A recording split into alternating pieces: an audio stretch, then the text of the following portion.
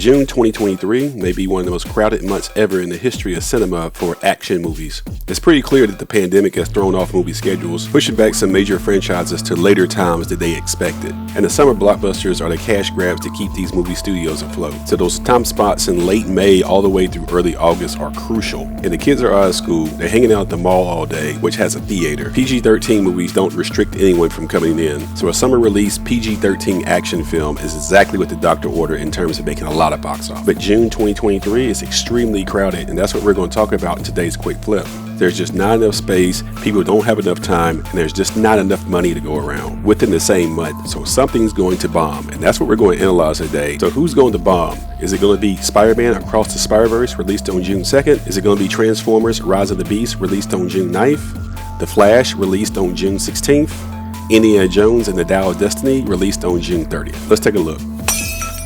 Okay, starting with Across the Spider-Verse, released on June 2nd. So we have to talk about the first SpiderVerse, which was released in 2018 and was a big surprise hit, considering that the SpiderVerse is a very complicated story, and Miles Morales was sort of like a cult favorite among comic book fans, but he wasn't a household name yet. This made him a household name. The animation style and the way they handled the story was incredible. It won an Oscar for Best Animated Film in 2019.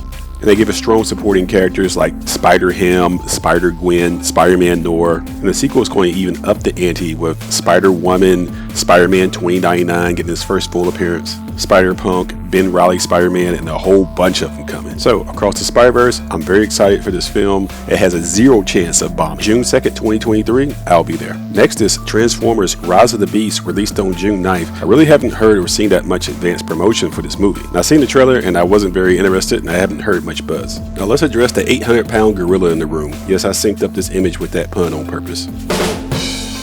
What Michael Bay did to the original Transformers, man, that was very hard to watch. He should be arrested for impersonating a director. Robot testicles are not funny. A robot peeing on someone is just gross. And the job talking robots that were voiced by black voice actors was offensive to me. So when the run was over, I was glad. And then they tried to do a Bumblebee spinoff, and it had an okay box office. Paramount has no superhero projects to compete against Disney that has Marvel, and Warner Brothers, which has DC. So basically, they're going to try to ride the Transformers until the wheels fall off, which would be fine, but Michael Bay caused so much damage to the franchise that it's too early to come back to them already. I love the Transformers. I had them as a kid. Optimus Prime is my jam, but with a $200 million budget and the reputation of the Transformers movies in the toilet right now, then I give this about a 50% chance of bombing. And that number would be higher, but the Transformers have a huge name recognition, which should be enough to get a huge opening weekend, but then it's going to tank like a rock. With a budget that high, you gotta make at least $800 million to make a profit. We'll see what happens. And that brings us to The Flash being released on June 16th, 2023. And I admit already that I'm very nervous about this, because it seems like Ezra Miller doesn't want to do anything except commit crimes.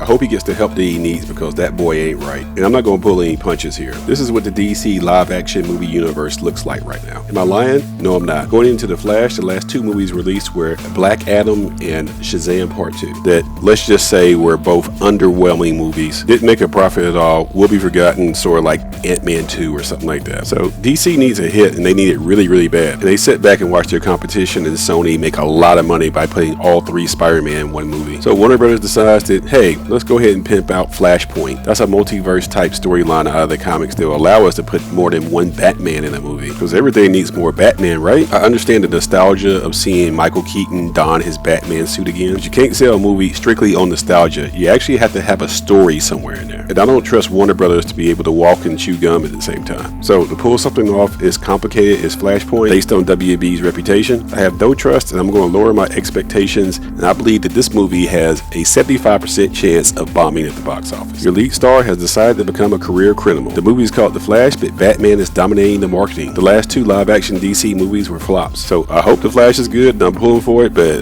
I'm very nervous about this one. That brings us to Indiana Jones and the Dial of Destiny, being released on June 30th, 2023. And I have no desire to see this movie. I hate to sound ageist, but Harrison Ford turns 81 years old this year, and I don't think that works as a lead in an action franchise. Seriously, Indy's going to try to crack a whip, and he's going to crack a hip.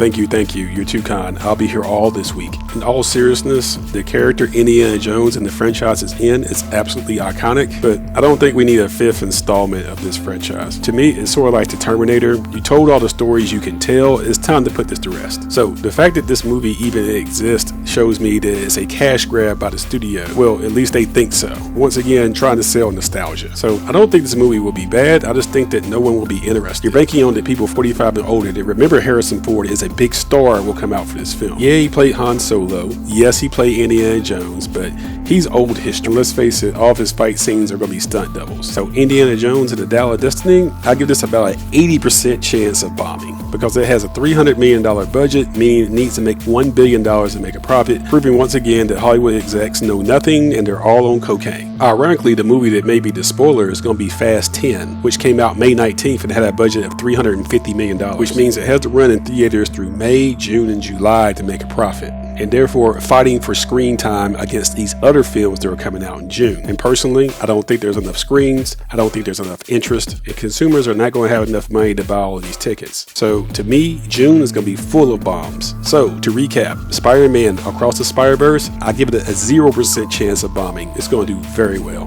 Transformers Rise of the Beast, I give it a 50% chance of bombing. The Flash, I give it about a 75% chance of bombing. And Indiana Jones Part 5, I give it about an 80% chance of bombing. Be sure to go to my community tab where I create a poll on this so you can vote on it. Or you can just go to the comment section and let me know which movie you think will bomb in June of 2023. While you're here, be sure to click on the end screen and watch one of my previous videos about Miles Morales. It's a video from one of my archives where I congratulate him when he turned 10 years old. Until next time, see you at the theaters. It's going to be a brutal summer. There's a lot of competition out there. But until next time, this is Comic Killer 72 for Comic Power saying bye-bye.